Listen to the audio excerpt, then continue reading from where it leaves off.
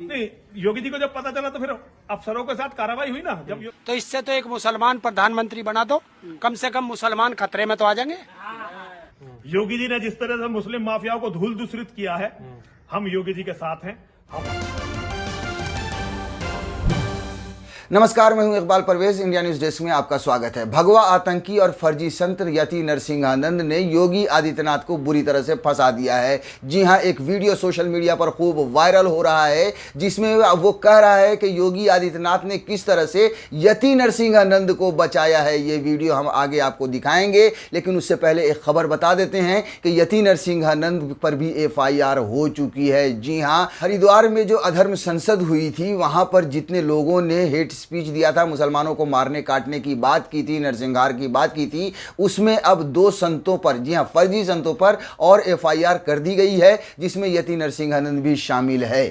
अब इस खबर को हम आगे विस्तार से बताएंगे कि किन किन धाराओं पर उन पर मामला दर्ज हुआ है, और लेकिन उससे पहले एक बहुत ही बड़ा खुलासा करने जा रहे हैं कि किस तरह से योगी आदित्यनाथ ने इस गुंडे मवाली संत को लगातार बचाने की कोशिश की है। जी हां, पहली बार, पहले भी कई बार इस पर FIR दर्ज हो चुकी है, क्योंकि ये रात दिन हिंदू मुसलमान और मुसलमान को मारने काटने की ही बात करता है। FIR हुई है, लेकिन लगातार योगी आदित्यनाथ, उत्तर प्रदेश के मुख्यमंत्री योगी आदित्यनाथ ने इस गुंडे को बचाने की कोशिश की है। और इसका खुलासा हमने नहीं किया है, हम नहीं कर रहे हैं, इसका खुलासा खुद यति नरसिंहानंद ने बड़बोलेपन में कर दिया। साथियों, ये अपने आप में एक बड़ी बात है कि किस तरह से यति नरसिंहानंद का हम आपको एक वीडियो दिखाने जा रहे हैं, जिसमें आप उसको ये कहते हुए सुनेंगे कि योगी आदित्यनाथ को सरकार में लाना जरूरी है। योगी आदित्यनाथ ने उसे बचाया है, क्योंकि जब उस पर FIR हो रही थी तो उस पर गुंडा एक्ट भी लगाने की बात चल रही थी, और उत्तर प्रदेश की पुलिस उस पर गुंडा एक्ट भी लगाने जा रही थी, मगर योगी आदित्यनाथ ने इस फर्जी गुंडे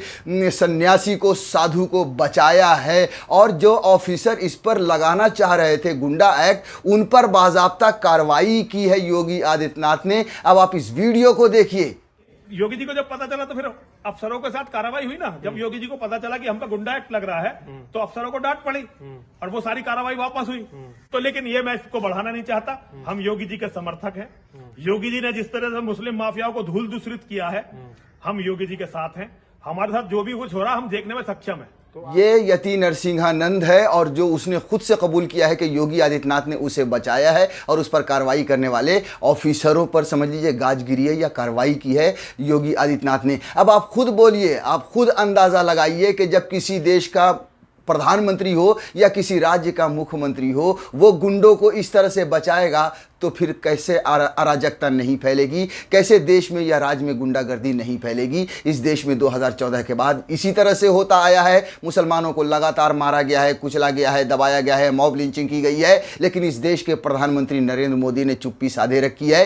कभी किसी पर कोई कार्रवाई नहीं हुई है। यहां तक कि आप देखिए, लिंचिंग करने वाले का आरोपी जब जेल में जाता है, वो वापस आता है तो भारतीय जनता पार्टी के नेता उसको फूल माला पहनाकर स्वागत करते हैं। यह भी आपने खबरों में देखा होगा। साथियों, आप अंदाजा लगाइए कि योगी आदित्यनाथ एक गुंडे को बचा रहा है, एक गुंडे को, एक मवाली को, एक नफरतबाज को और एक दंगाई। जी हां, रात दिन यति नरसिंहानंद सिर्फ और सिर्फ दंगे फसाद की बात करता है। ये इस देश के, इस राज्य के, मतलब उत्तर प्रदेश के राज्य के युवाओं को दंगाई बना रहा है। उसको कौन बचा रहा है? योगी आदित्यनाथ बचा रहा है। वैसे बचाना इनका धर्म भी है, क्योंकि आप देख लीजिए कि इसकी कई वजह हैं। एक तो ये है कि चोर चोर मौसेरे भाई, योगी आदित्यनाथ पर खुद कितने सारे केसेस लगे हुए थे। उन्होंने, वो अलग बात है कि मुख्यमंत्री बनने के बाद अपने ऊपर के सारे आरोप निकलवा दिए, अपने सारे केसेस जो है सो क्लियर करवा दिए।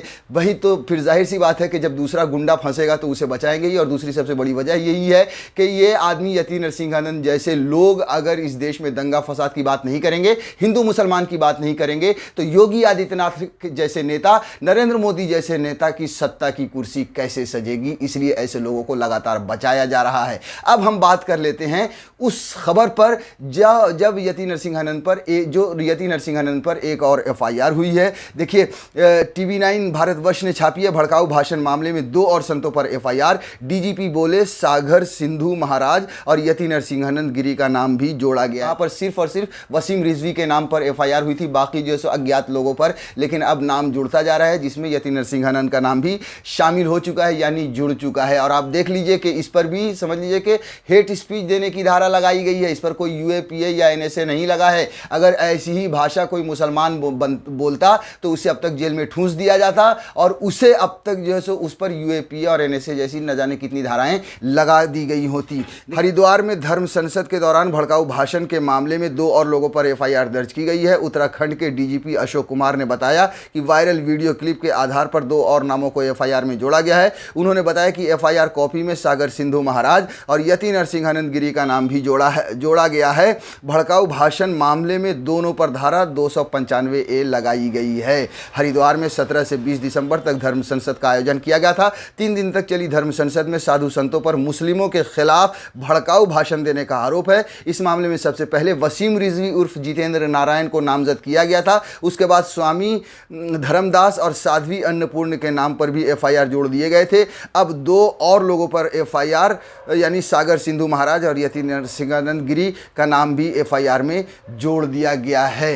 तो साथियों 2014 के बाद जब से नरेंद्र मोदी की सरकार आई है, इसी तरह से पूरे देश में एक तरह से डर का माहौल बनाने की कोशिश की गई है भारतीय जनता पार्टी और संघ के द्वारा कि हिंदुस्तान खतरे में है, हिंदू खतरे में है, धर्म खतरे में है। मगर हकीकत बात यह है कि न हिंदुस्तान खतरे में है, न हिंदू खतरे में है, बल्कि खतरे में है इस देश की जीडीपी, इस देश के युवा, इस देश की महंगाई, खतरे में है इस देश की सीमा, जहां पर लगातार चीन जो है सो आक्रामक हुआ है और देश में घुसता जा रहा है। मगर इन सब मुद्दों से, महंगाई, बेरोजगारी जैसे मुद्दों से, जीडीपी, जी हाँ, खतरे में जीडीपी है, खतरे में अर्थव्यवस्था, इन सब मुद्दों से ध्यान भटकाने के लिए और अपनी सत्ता की कुर्सी सजाने के लिए सिर्फ और सिर्फ मुसलमानों के नाम पर भ्रम फैलाया गया, नफरत फैलाई गई है कि मुसलमानों की वजह से इस देश का हिंदू और हिंदुत्व खतरे में है। आप खुद अंदाज़ा लगाइए कि जो 70 साल से भारतीय जनता पार्टी की सरकार नहीं थी तो क्या हिंदुस्तान खतरे में था या हिंदू खतरे में था? मगर आप सोचिए कि इस तरह से भ्रम फैलाया जा रहा है। इसका एक सही जवाब एक शख्स हैं जिनका हम आपको वीडियो दिखाने जा रहे हैं। उन्होंने बड़ी अच्छी बात कही है।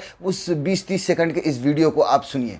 अब देखिए, भारत का प्रधानमंत्री हिंदू, भारत का राष्ट्रपति हिंदू, भारत सुप्रीम कोर्ट का चीफ जस्टिस हिंदू, 21 प्रदेशों के मुख्यमंत्री हिंदू और भारत की दुनिया की सबसे बड़ी पार्टी वो हिंदुओं की, फिर भी हिंदू खतरे में है। तो इससे तो एक मुसलमान प्रधानमंत्री बना दो, कम से कम मुसलमान खतरे में तो आ जाएंगे।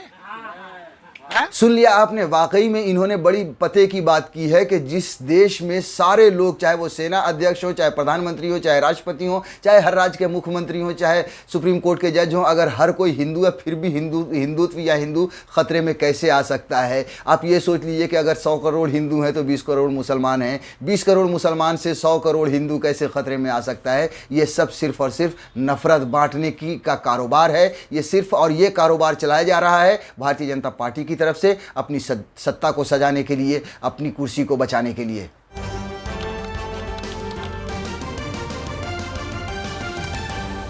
आपकी आवाज